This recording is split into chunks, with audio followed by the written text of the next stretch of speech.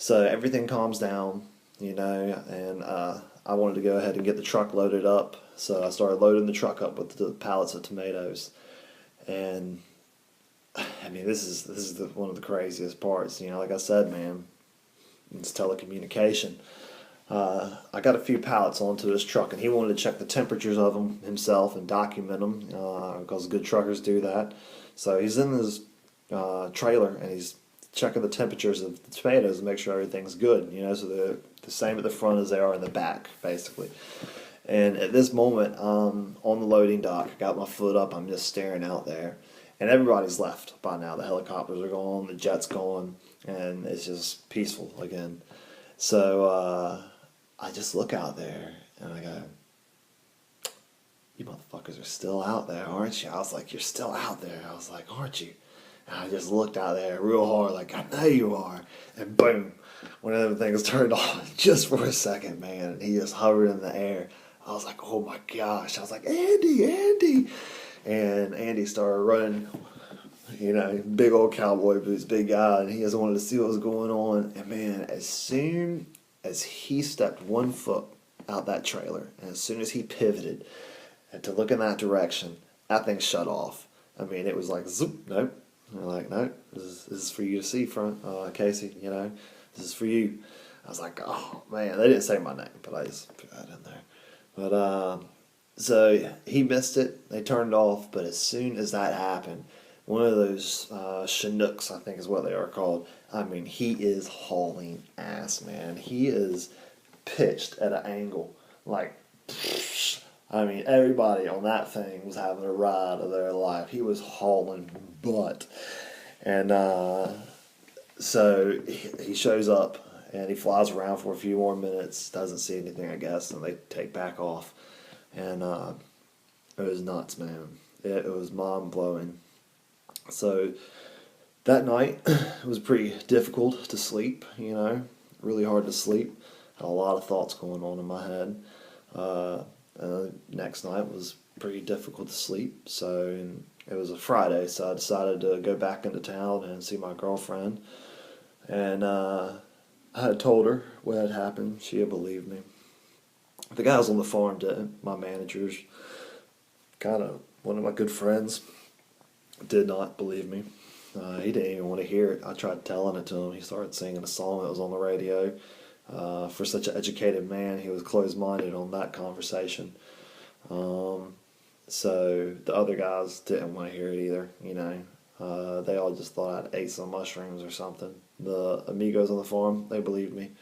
We all sat around and we all talked about it, and they all believed me. They believed in all that stuff. And so I decided to get back into town and, just see her, see the dog, have a few drinks, just relax. Did I drink that night? No, I didn't drink. I don't think I drank that night. But soon after all this, I did drink for a little bit because drunk girlfriend. So I came home, let the dog out of the cage. She kept the dog in a cage, and took her outside to run around, stretch all them legs out, She loved that, and threw the stick around, wrestled with her a little bit, and, just still everything that's going on in my head, I couldn't get it out of my head. And I just crossed my arms. I tossed the stick across the yard to Pickle, I make sure that she has to go run and get it, and I have a little time to think. And I throw that stick, man. I just cross my arms. I just stare up at the sky, and I say, "God, what did you show me the other night?" And this is 2 nights afterwards, 2 nights. And I'm in Wilmington, North Carolina, right by the Intercoastal Waterway by Riceville Beach. I mean, about 400 to 500 feet is water, so we're right there on the ocean. And I'm in the backyard, and I mean, we're in the middle of the city. I'm in the backyard, and I got my arms crossed. I'm just staring up, talking to God. And I said, "What was that you showed me? What was that?" And this orb came flying over the trees. I mean, immediately, like it just appeared, and it just started flying right over me. And there's a second one behind it, and I'm watching it, and I'm thinking to myself, "Man, is this real, God?" I was like, "What is this? And is this the same thing?" And after those thoughts one of them just shut off. It was like just turn its energy off for its cloaking device or whatever. And when it did that, I remembered one of my roommates, or one of her roommates, was on the couch sleeping. McVeigh was his name. And I was like, all right, I gotta go get McVeigh. So I just hauled ass down the backyard, and Pickle's like right beside me, like she's just like, yeah. And I run in there, I grab McVeigh off the couch, and McVeigh is an atheist, a Gnostic. He doesn't know what to believe in, but he knows he doesn't believe in God, So I take him out of the backyard, and like we catch the tail end of like two of them leaving, but then we catch two more coming right over us. And one flies over us, and then the last one, the scraggler, comes behind. And I just lean into McVeigh and I just nudge him on the shoulder. I say, "What the fuck is that?" It's like, "I don't know." And as soon as he said that, it shut off. The last one shut off, and the other one just flying off into the horizon. They had been going a few 100 miles an hour.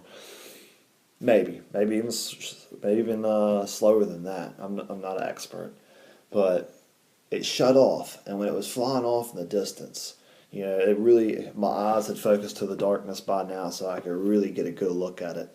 So when it shut off, it had like still a heating element to it. Like its energy was still there, but it had turned its energy down, and it was like spider webs of energy and flame. That's all I could tell you, like a spider web, like just like water ripples. It was just of orange flameness, of just heat or just energy. And you could just barely see it. And then when it got further away, you couldn't see it anymore, but you could just still see that it was blacker than the black sky. And it was just, because it's pretty luminescent in the town, or luminescent, or it's pretty bright with all the street lights, the Walmarts, and the beach and everything. So we just watched it fly off into the horizon, and like if you just kept your eye on it, you could see it. It was intense, mind-blowing, life-changing, I've experienced, like I said, this 5 times in my life. This is the most intense. I hope it not be the last, but I'm putting this video on YouTube because I want people to hear this. I want people to know that they're going to reveal themselves soon in such a way that it's going to be so quick, it's going to change the way we all live our day-to-day lives. I want you to know that there's good and bad out there. Don't trust them all, Believe in what your heart tells you, and keep your eyes to the sky, and just know that these things exist. They're either interdimensional or extraterrestrial. I don't really believe in much in long-distance space travel because it's just so unknown. There's just so many risks out there. I don't know. We're just a simple species on a tiny planet that knows nothing of the vast, vast darkness. So I believe in dimensions on Earth. Of course there's dimensions. If you don't believe in dimensions, you're a fool. Parallel universes. I've dealt with a few things like that. Some intense stuff, man. And a lot of people, they don't believe in this because nothing's ever happened to them.